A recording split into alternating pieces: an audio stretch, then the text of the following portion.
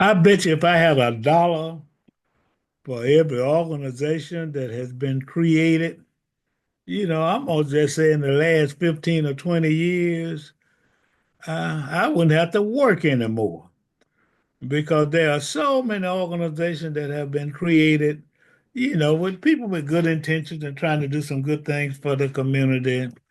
And but the truth of the matter is, a lot of them fail, a lot of them fall, and a few of them are successful. So I'm so happy today uh, to be able to familiarize, the entire community with it. Not okay. I said if I had a dollar for every organization that was attempted to be started, I'd be a millionaire. But hey, I'd be just about poor if I had a dollar for everyone uh, that got started and was phenomenally successful. Well, I got my dollar from a program that was created and conceptualized by our DA, Anita, called Project Rise. And, a lot of times people start organizations with good intentions, but they don't have the wherewithal and the resources to make them dynamic and phenomenal organizations. But that's not the case. I'm going to repeat that. I like the way that rolls. That's not the case with Project Rise. So I'm so happy to have today as our guest. We got two people. We got the DA, but we also got the facilitator, the young man who's responsible for part of the success of Project Rise, which DA Howard will introduce. How you doing, DA? I'm doing wonderful, Mr. Habersham. Thank you so much for having us. We haven't, been here in a while, and so we're glad to be back.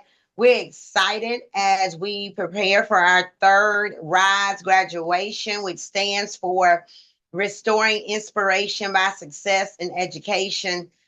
Since the last time we were on talking about RISE, we've had many developments, expansion, many contributions. We are excited. I told my team all last week, told them again today, we're meeting because we're getting ready to have the graduation. The third annual graduation is going to be December the 19th at 9:30 at the Macon City Auditorium. You say, why at the Macon City Auditorium? Because we have outgrown our past venues. We are excited. The first year we had 26 graduates. That was 2022. And then in 2023, last December, we were so honored and blessed with all the community support. We had 68 graduates. This year, our third year, we have 122 Wow. graduates. So we are Wow. excited. Our keynote speaker, our commencement speaker, who's going to bring just, I know, a wonderful address, not only for the participants as far as the graduates, but everybody in attendance is going to be Supreme Court Justice Verda Colvin. Wow. And I know she's going to have an inspiring word for us all. And so I'm just excited. We have the about 224 family members that are from the household where the 122 graduates are, plus another 135 non-household family members who have indicated they want to come. So with just the children and their families, we're at 481 individuals. And I know we sent the link out this past, I believe, Friday, and my team told me a couple of hours ago we already had 109 community members registered to attend this Uh, graduation. So it's going to be large. We're excited, but what we're excited about is the fact that these children and their families, they ask for help. There's so many people in our community, Mr. Habersham, and you know this. You and I have worked together for years, even before I became DA. There's so many that need help, but they often don't know where to turn. And then they often don't know, they don't have the courage to ask. And so these children have finished what they started. For many of them, it's the first time that they have finished something that they have started. for a lot of them, they're the first in their bloodline to do that. That's powerful because once you begin to complete something and you're successful, success is contagious, and you ought to want to be consistent at being successful. And people say, how did you become the first African American and first female DA? It was being consistent. Consistency is the key. And I'm honored to be here with my director of RISE, Jeremy Raines. He has really taken this initiative and just has, exceeded my expectations with all the things that him and his team are doing. So we're excited, and I know you probably have some questions, and so I'll let you ask whatever questions you may have, and then I can fill in some of the blanks. Yeah, I got a question for Dr. Raines over there. How you doing, Jeremy? How you doing, Mr. Havisham? I'm outstanding, sir. First of all, congratulations. This warms my heart, as you know, to see a young man, Yes, sir. Thank you. who is engaged and involved and productive and doing some things. So, so that people, although the DA explained what rise mean, what it means, but talk a little bit about the activities and the processes and the recruitment, you Sure. know, that produce this kind of end results. Let me tell you something. The DA knows it, and I know it, but these young people are like sponges. They're like sponges, and they can absorb stuff. But what we have to do is to provide the wet solution for them to absorb. So just talk about how RISE produces that solution for them to absorb, so they'll be positioned to finish it and graduate. So just kind of walk us through what Okay. happens with RISE. So basically, in a nutshell, we have three different counties that we cover. We have Peach County, Crawford County, and Bibb County. So that's already three counties that we have to cover to make sure these kids get the services they need. So once we get the services, we have two different referrals. We have a community referral, which anybody can make it. Mr. Havisham, you can make it if you want a referral. If you see a kid out in need, just make a referral, and we'll reach out to that kid and make sure they get services. And then we have a juvenile complaint. So these are small, minor cases that may happen. Maybe in the school system, could be a fight, could be maybe a small minor drug offense. But we make sure that we get that service for that child. And the services that we provide, again, we reach out to the families first. We do a trauma assessment, basically like 38 questions, trying to figure out what type of trauma that child may go through.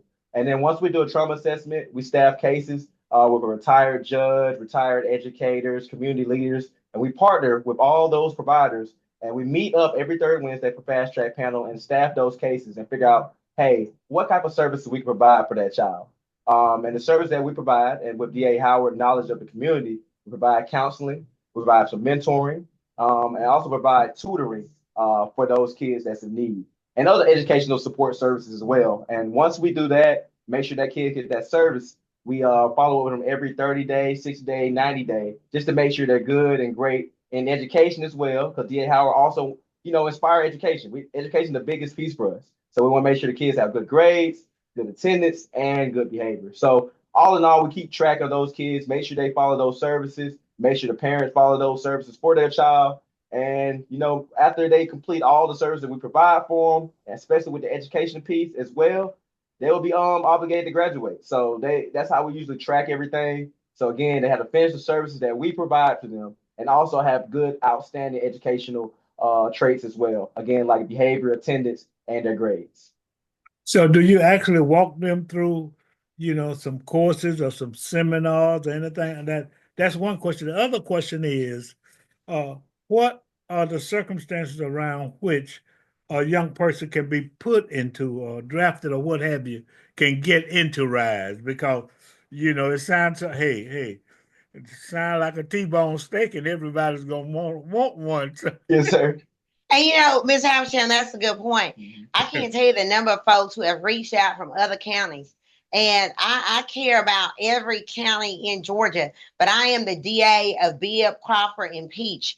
And we are using federal grant dollars and then some forfeiture money for these services. So I have to be intentional about making sure we are servicing individuals who live in Bibb, Crawford, or Peach counties. The other thing that we do. If they don't live here, if they have been impacted by crime, if they have been a victim here, then we will service them. But I can't tell you the number of people who have they have heard about RISE from other counties outside of our circuit, and they've contacted us. And I tell them, I tell them about the initiative, and then encourage them to reach out to the leaders in their counties, in their respective counties, about something, about RISE or something similar. And so, as far as what we offer, I know you had asked that question. So, the thing that's different about RISE is, and why I believe it is one of the reasons it is so successful, is because each child gets a individualized plan.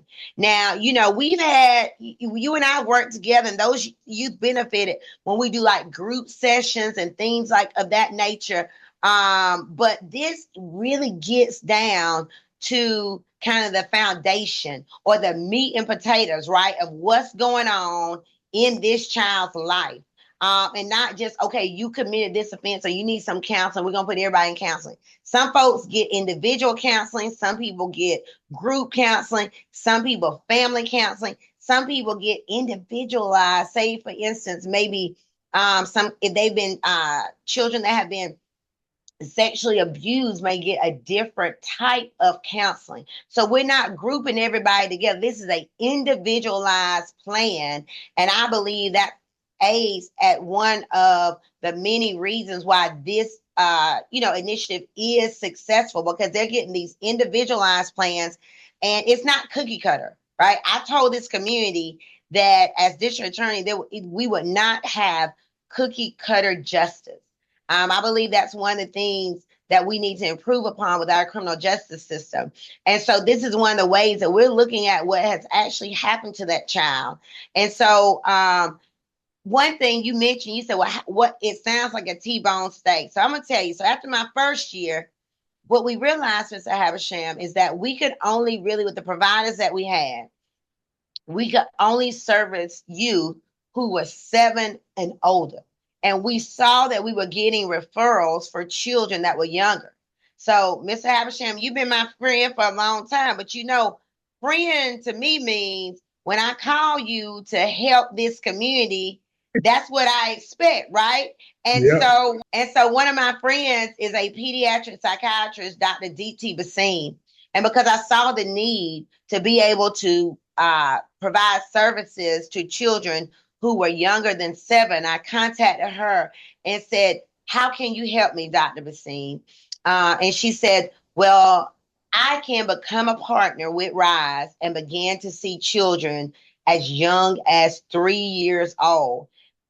You say, well, what does all that mean besides you being able to see kids younger? What that means for this year, I'll tell you alone, that 122 graduates I told you about, 15 are under the age of 7. So we would not have been able to service those youth had we not expanded RISE after that first year to include the services of a pediatric psychiatrist. 15. So that's what that means. I just want to be sure that the community understands who gets in the program and the circumstances around which people are put in the program. So a lot of them, like I said, a lot of them are victims. As Jeremy said, a lot of those have been referred sometimes to our juvenile court system or even the community referrals. What's important is when you start talking about services and resources in mental health services, it's important to remember the level of care that's needed. Okay, so I think that's where the conversation is going to go. So the reason why they do that assessment that Jeremy was talking about is to figure out what level of care. By adding Dr. Basine, a pediatric psychiatrist, we're able to expand the level of care. Now, there are some youth, there are some families that have contacted us that may need, say, in long-term, inpatient mental health services, and we do not have the ability to meet that level of care, and so we refer them to outside resources outside of RISE. But what's important is we have identified that we serve you ages 3 through 17 for mental health services, for mentorship, all of those things. And so, and what I tell people, because it is on an individual case by case basis, Ms. Habersham. So what we tell people is make the referral. Don't say, well, my child or my loved one or my neighbor or my church member's child is not going to qualify. Okay. What I need everybody in the community to do is make the referral. Because even if they don't qualify because we cannot meet their level of care, then we can refer them to other services based on their level of care. So they're still able to get help. Having committed some kind of criminal offense is not a prerequisite. That is not a prerequisite. In fact, true prevention is getting to these children before they commit a criminal offense. And that's what's so important about the community referral. Okay, because those are children that have not, for the most part, committed any kind of criminal offense. But you know what? Parents, neighbors, church members, you know, if this child could use some other services. I'm sorry, this light keeps going in. Okay, great. If you know this child can use some other services, and you look for children who have experienced adverse childhood experiences, such as they have lost a parent or a loved one. Remember, by death or incarceration, when you talk about crime, you've got to talk about how that crime affects other people in the family, including the children. Sometimes children are not considered victims of crime if they're not listed on a indictment or they're not listed in an incident report. But they're just as affected. The individual who loses their father as a result of a homicide, right? Either their father is the person who's been killed, or their father could be the person who actually did the killing. That's still a loss, and it's traumatic for that child and has adverse effects on that child's development, mental health, and future. And so what we do with RISE is we identify those kids. We offer services to mitigate the trauma, because there's a direct correlation between trauma in our kids and entry into the criminal justice system. If we can mitigate that trauma, then the goal is we can divert their entry into the criminal justice system. And you said something that I want to kind of go back to, Ms. Habersham. You said something about Mr. Raines. There is so much talent that we have in this office. And one thing that I've been intentional about is recruiting talent that's right here from our community. All talent. I'm blessed to have all talent from everywhere. But folks like Mr. Raines, he is a Crawford County High School graduate. He has his master's now. This young man could go anywhere. And with all that he's doing with RISE, he is probably going to go somewhere. I hope no time soon. But, I just know that's the reality, right? He's young, gifted, and Black. And so, it's such a blessing to have Mr. Raines and the other individuals on his team who are from this community, want to work in this community to give back, to make this community better. So that's another success for RISE. Wow. Well, I just want to give a shout out again to Dr. Raines. Dr. Raines, that's right. He got his master's, but we don't make him have his PhD. No. Well, what I'm doing, I'm prognosticating. I'm seeing the future. I want to be the first to call him doctor. I appreciate it. We all gonna be able to look back and say, we knew him when. We knew him when. But see, he gonna remember me when they hand him that piece of paper and he turned that. He gonna say, "Yeah, now Mr. Habersham told me they were gonna call me doctor." But that's so important. So before we end, are there other ways in which the community, the organization, nonprofits, churches, chambers or commerce organizations? Are there other ways that you can be supported or need support, from the community? Absolutely. So I will talk a little bit specifically about December 19th, and I'm going to let Mr. Rains talk about our Rise Ambassadors. So on the 19th, we are going to have 122 graduates.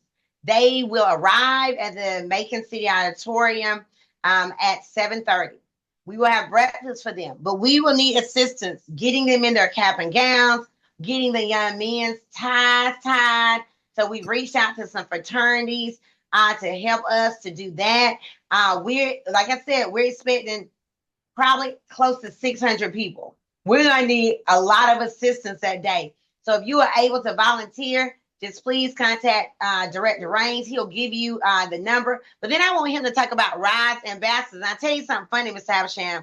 God will drop nuggets in my spirit before I actually am able to fully talk about those and develop those, with my staff. And that happened to me. I was doing an interview and I said, you know what? We're going to start Rise Ambassadors. And I gave out the number and people started calling Director Rains.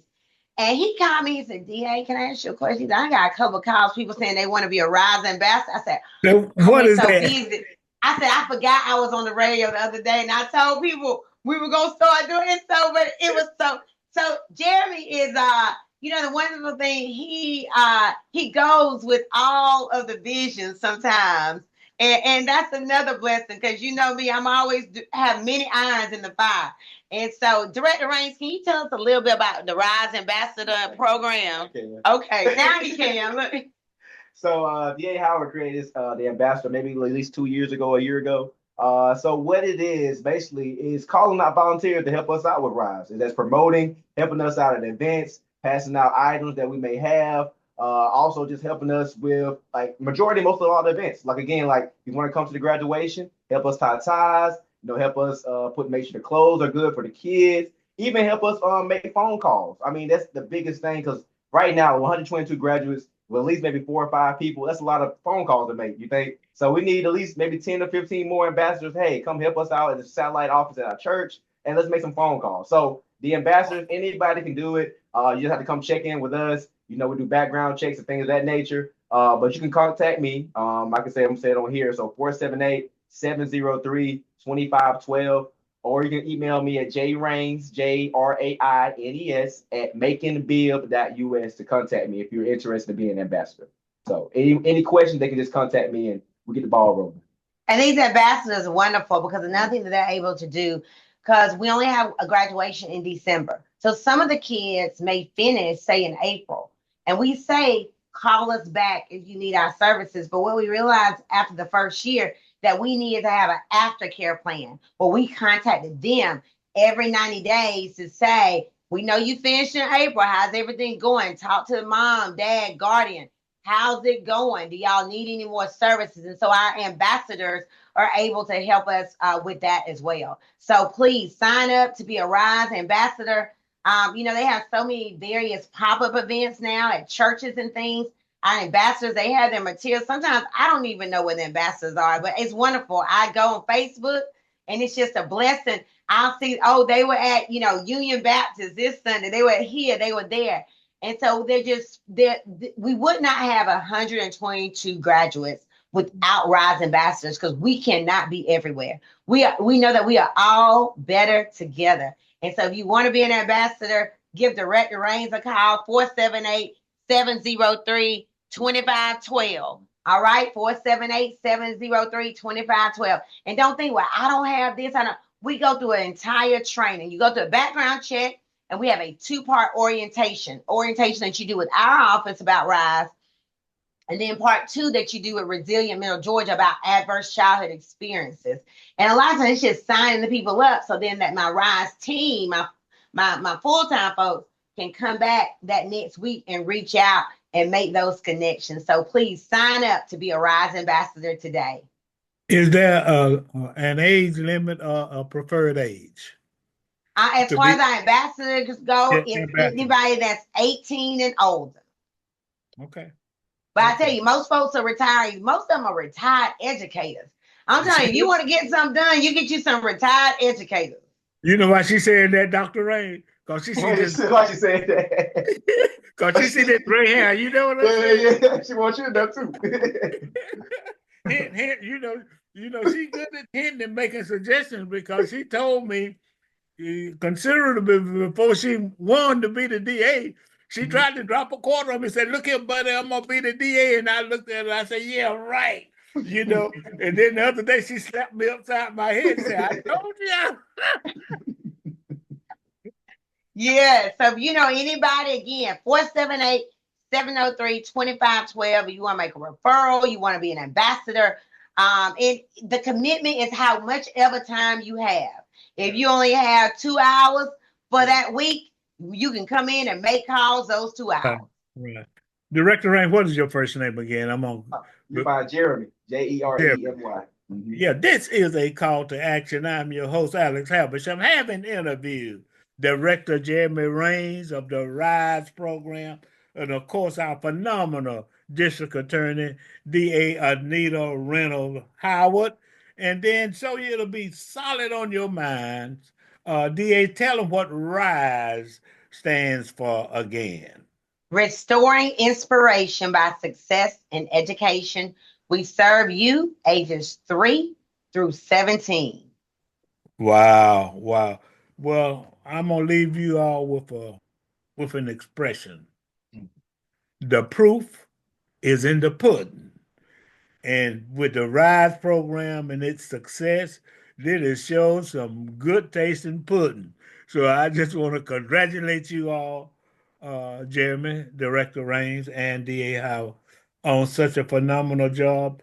And I just want to encourage the community. There are so many things that are going on in the community, and everybody has a role and a responsibility to do whatever you can to make this a better community, and being an ambassador and supporting Project RISE. Because look, don't call yourself a friend of the DA now if you can't help her.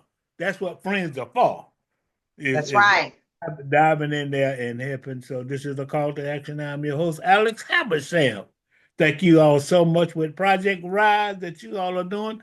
And I want to be one of the first to congratulate the 100 and how many? 122. 122.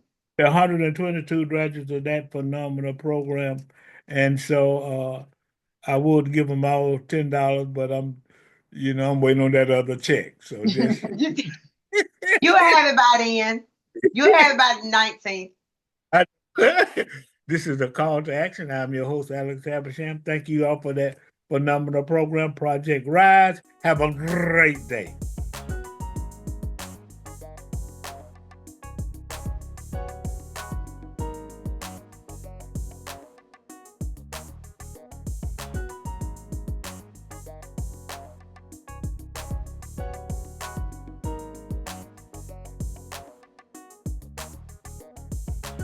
www.makingblackpages.com